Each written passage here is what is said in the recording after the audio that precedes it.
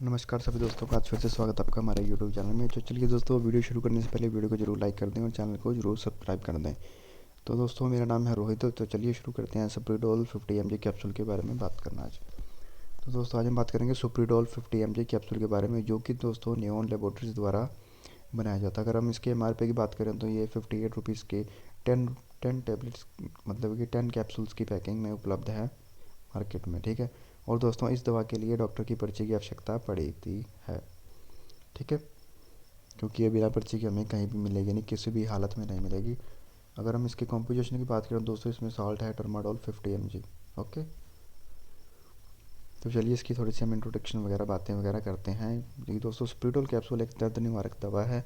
इसका इस्तेमाल लगातार मध्यम से गंभीर पुराने दर्द के लिए किया जाता है, जिसके लिए निरंतर लगभग इलाज की आवश्यकता होती है। सुप्रीडोल 50 mg कैप्सूल को भोजन के साथ या भोजन के बिना लिया जा सकता है। आमतौर पर आपको कम से कम समय के लिए अपने लक्षणों को नियंत्रित करने के लिए आवश्यक दवा की कम मात्रा का उपयोग करने की कोशिश करनी चाहिए। ज़रूरत पड़ने पर आपको इस दवा को नियमित रूप से लेना चाहिए।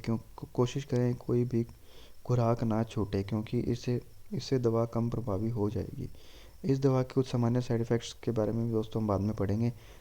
चलिए पढ़ते सबसे पहले बात करते हैं इसके सुप्रीडोल कैप्सूल के मुख्य लाभ के बारे में। तो दोस्तों, इसके मुख्य इस्तेमाल और लाभ ये है कि सुप्रीडोल कैप्सूल का इस्तेमाल धीमे से तेज होता दर्द के लिए किया जाता है।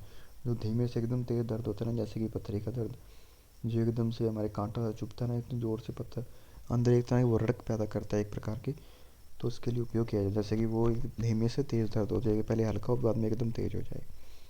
तो आगे हम पढ़ते हैं सुप्रीडोल कैप्सूल के लाभ के बारे में।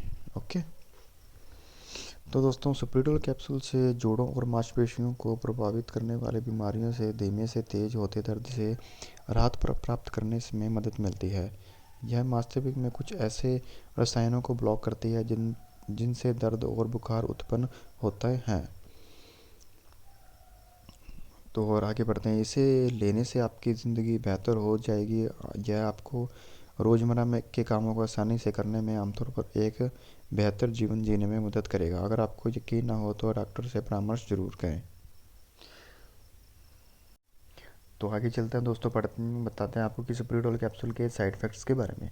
इस दवा से होने वाले अधिकांश साइड इफ़ेक्ट में डॉक्टर की सलाह लेने की ज़रूरत नहीं पड़ती है, और नियमित रूप से दवा का सेवन करने से साइड इफ़ेक्ट्स वगैरह अपने आप ठीक हो जाते हैं। अगर साइड इफ़ेक्ट्स बने रहे या लक्षण बिगड़ने लगते हैं तो अपने डॉक्टर से ज़रूर सलाह लें। और सुप्रीडोल के सामान्य साइड इफ़ेक्ट्स के बारे में बात करें दोस्तों, चक्कर आना, नींद आना, उल्टी, मिचली आना और कब्ज। ये हैं दोस्तों जी कुछ 5 कॉमन साइड इफ़ेक्ट्स हैं, जो कि पहला है चक्कर आना, दूसरा नींद आना, तीसरा उल्टी आना, चौथा मिचली आना और पाँचवा है कब्ज वगैरह भी हो सकती है इससे। आगे बढ़ते हैं, बात करते हैं कि सुप्रीडोल कैप्सूल का इस्तेमाल कैसे करें। इस दवा की खुराक और अनुपान की विधि के लिए अपने डॉक्टर से ज़रूर सलाह लें। सुप्रीडोल 50 mg कैप्सूल को खाने के साथ या भूखे पेट भी ले सकते हैं, लेकिन बेहतर यह होगा कि इसे एक तय समय पर लिया जाए, एग्जैक्ट टाइम पे। ओके दोस्तों, आगे हम दोस्तों बात करते हैं सुप्रीडोल कैप्सूल किस प्रकार काम करता है। यह दोस्तों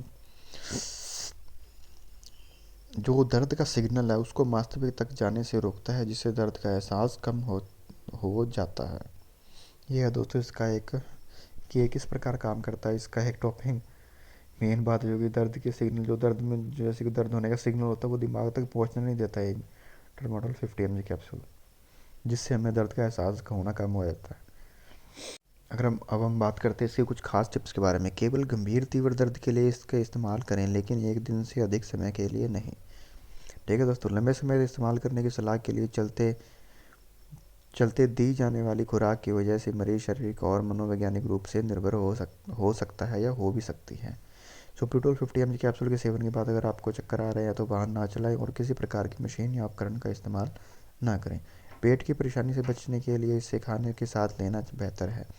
अगर आपको लीवर या किडनी की बीमारी है तो डॉक्टर आपकी खुराक को बदल सकते हैं। तो उम्मीद करता हूँ कि दोस्तों आपको ये जानकारी अच्छी लगी होगी। अगर आपको वीडियो पसंद आई है तो वीडियो को जरूर लाइक करें और चैनल को जरूर सब्सक्राइब कर दें, ठीक है दोस्तों। आप वीडियोस वगैरह देख लेते हो बट चैनल को सब्सक्राइब नहीं करते और ना ही वीडियो लाइक करते हो, तो प्लीज़ दोस्तों ऐसा ना करिए करो, वीडियो जरूर लाइक किया करो और चैनल को जरूर सब्सक्राइब किया करो और शेयर भी किया करो।